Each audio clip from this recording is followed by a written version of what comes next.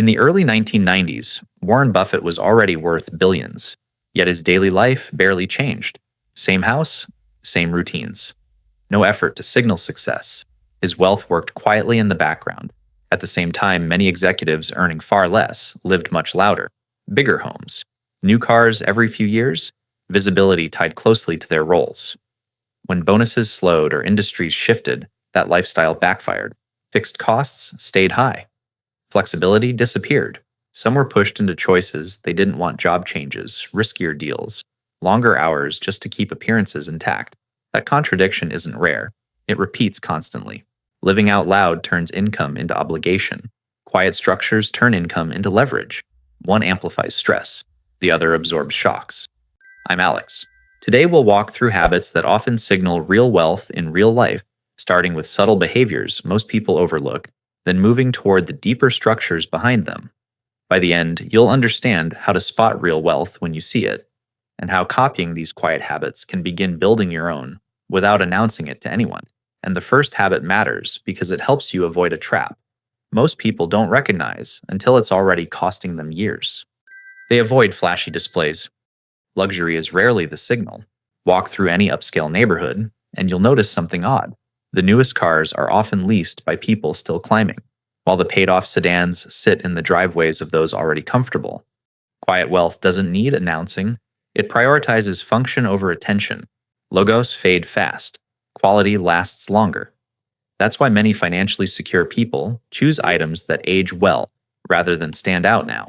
A solid watch without branding. Neutral clothing that fits for years. A home upgraded for insulation and layout, not curb appeal. These choices lower replacement costs and decision fatigue at the same time. There's also a math angle most people miss. Flashy purchases tend to depreciate fastest and invite repeat spending. When your identity isn't tied to display spending, naturally slows. That gap between what you could spend and what you actually do quietly compounds.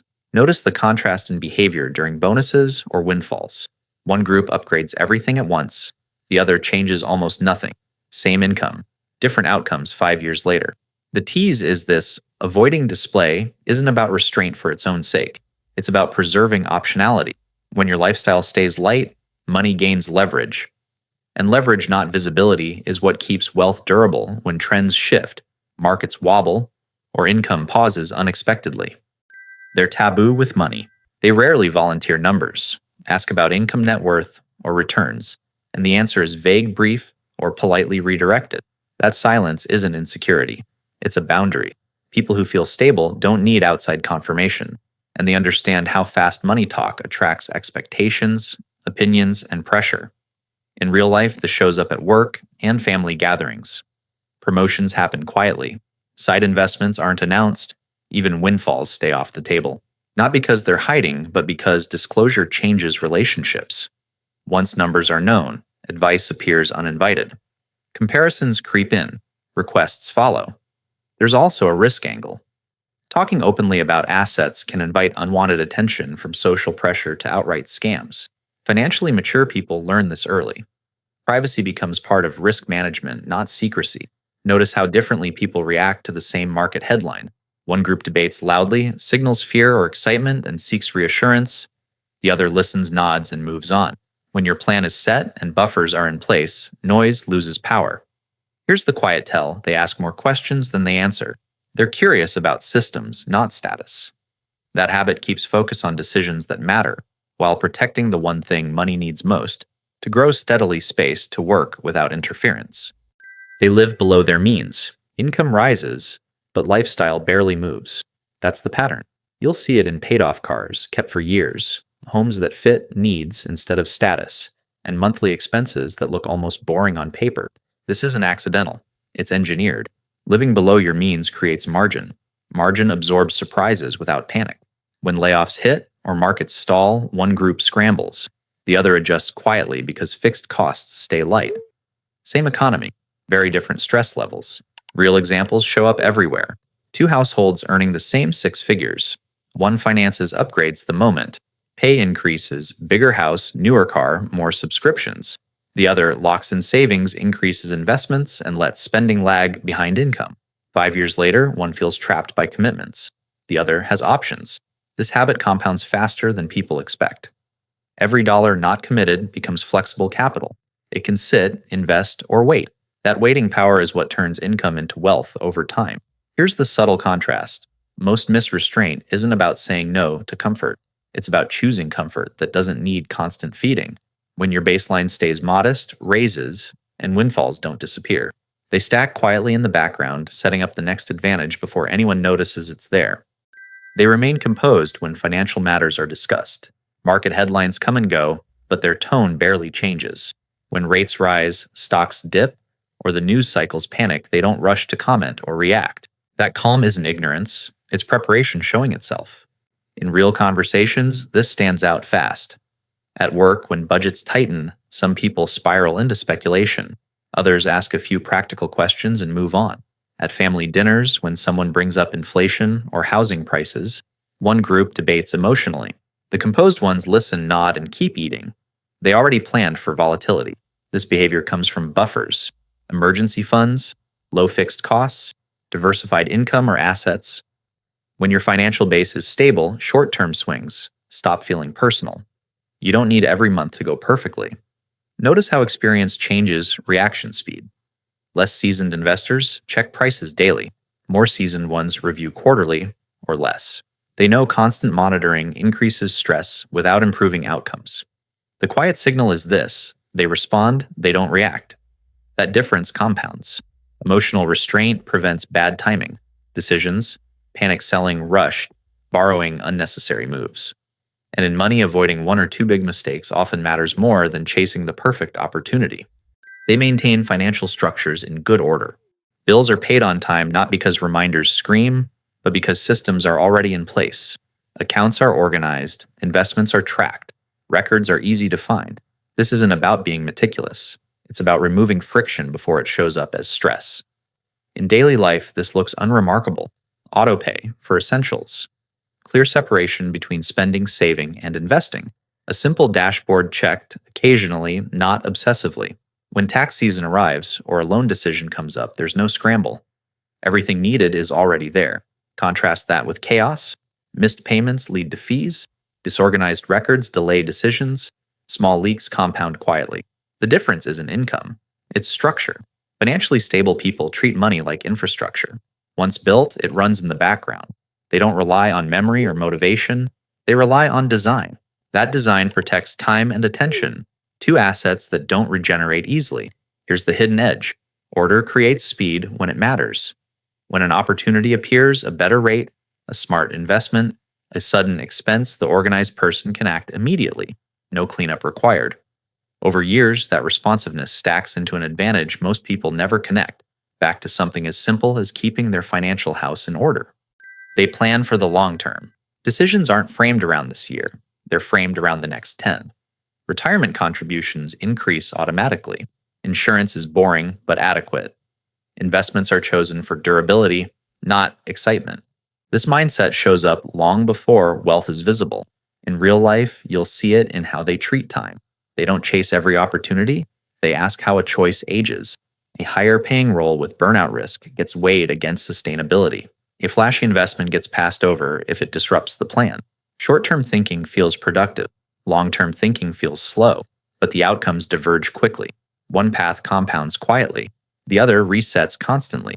Planning reduces the need for constant decisions, which lowers mistakes. This habit also explains why sudden wealth rarely changes their lifestyle. The future was already accounted for. Windfalls get slotted into an existing structure instead of rewriting it. Here's the contrast worth noticing. Many people plan vacations in detail, but leave decades of finances vague. The quietly wealthy reverse that. They accept uncertainty in the short run while locking in direction over time. That patience isn't passive, it's strategic. And it's often the reason their financial life looks calm, while others feel like they're always starting over. They are results-oriented and growth-oriented. Learning never really stops. Books get read after work. Skills get upgraded quietly. Conversations lean toward how things work, not how they look. This habit doesn't feel financial at first, but it shows up in outcomes. In practical terms, growth-oriented people adapt faster. When industries shift, they're already learning the next tool or system. When income changes, they understand how to reallocate instead of panic. Knowledge reduces dependence on luck. You'll notice it in small choices. They invest in courses that improve earning power, not status. They spend time understanding taxes, contracts, or basic investing instead of outsourcing all thinking. Over years, this builds confidence that doesn't show until it's needed. The contrast is subtle. One group chases quick wins, the other builds capability. Capability compounds because it travels with you regardless of market cycles or employers. Here's the quiet signal: they measure progress by leverage, not applause. Can they do more with less effort? Can they make decisions faster with fewer mistakes? That focus on results, not noise, creates flexibility. Most people only realize exists when they suddenly don't have it. They seem indifferent to fashion. Trends move fast. Their wardrobe doesn't. Clothes are chosen for fit comfort and repeat use, not seasonal approval. You'll see the same jacket worn for years, the same shoes replaced with the same model. It's not a lack of taste. It's a lack of interest in chasing updates. In everyday settings, this stands out quietly. At the office, someone earns well but dresses predictably. No rotation driven by social media drops. At events, outfits don't change to signal success. Consistency replaces novelty. There's financial logic underneath. Fashion trends, tax attention, and money. Keeping up means constant replacement. Opting out reduces spending without feeling like sacrifice. Fewer decisions, fewer impulse buys, less waste. The contrast becomes clear during income jumps. Some people upgrade their look immediately. Others don't change at all. That gap reveals priorities. One spends to be seen differently. The other already knows who they are. Here's the subtle edge. Indifference to fashion protects identity. When self-worth isn't tied to appearance cycles, spending stays intentional. Over time, that restraint frees capital for things that actually compound: options, time, and flexibility. They prefer to have experiences rather than possessions. Money flows toward memories, not storage. Trips are planned with intention. Courses are booked instead of upgrades. Time is protected for experiences that change perspective rather than objects that demand maintenance. This choice looks personal, but it's strategic. In real life, you'll see it in spending patterns. Instead of a newer car, they fund a month abroad. Instead of remodeling for show, they invest in learning or health. Possessions depreciate quietly in the background. Experiences compound in ways balance sheets don't show. Skills gained: networks, expanded clarity, improved. There's also a cost control angle. Physical things create ongoing obligations, insurance, repairs, replacements. Experiences end cleanly. No clutter, no drag. That keeps future spending flexible. Watch how different people react to extra cash. One buys something bigger. The other buys time off. Time away, time to think. Same money, very different after effects. Here's the part most overlooked: experiences sharpen judgment. Travel exposes inefficiencies. Learning reframes priorities. Those shifts feed back into better financial decisions later. When money is used to expand perspective instead of inventory, it quietly increases the quality of choices that follow. That advantage doesn't show up immediately, but it keeps paying long after the receipt is gone. They are generous in utilitarian ways. Help shows up quietly, not publicly. Bills get covered without announcements. A family member gets support without strings. An employee gets time flexibility or a safety net instead of applause.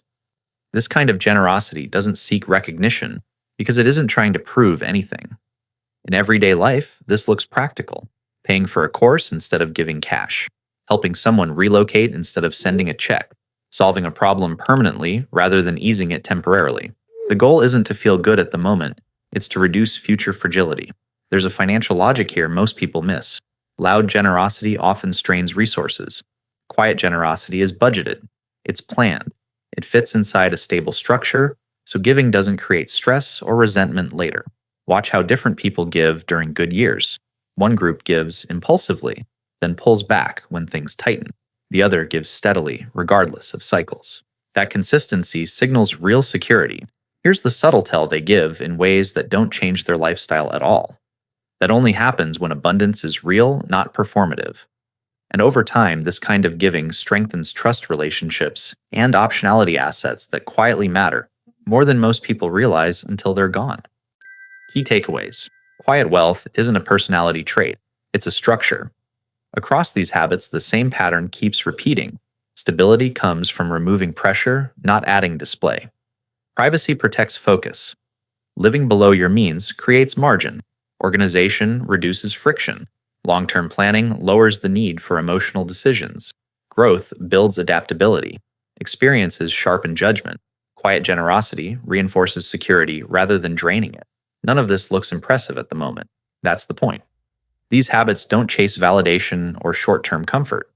They preserve optionality, the ability to wait, to choose to respond calmly when conditions change. What separates outcomes isn't intelligence or income. It's how much noise someone allows into their financial life. The quieter the system, the more resilient it becomes. If this way of thinking feels familiar, it's worth paying attention. It usually means you're already closer to stability than your environment makes it seem. And there's more leverage ahead if you keep building in this direction.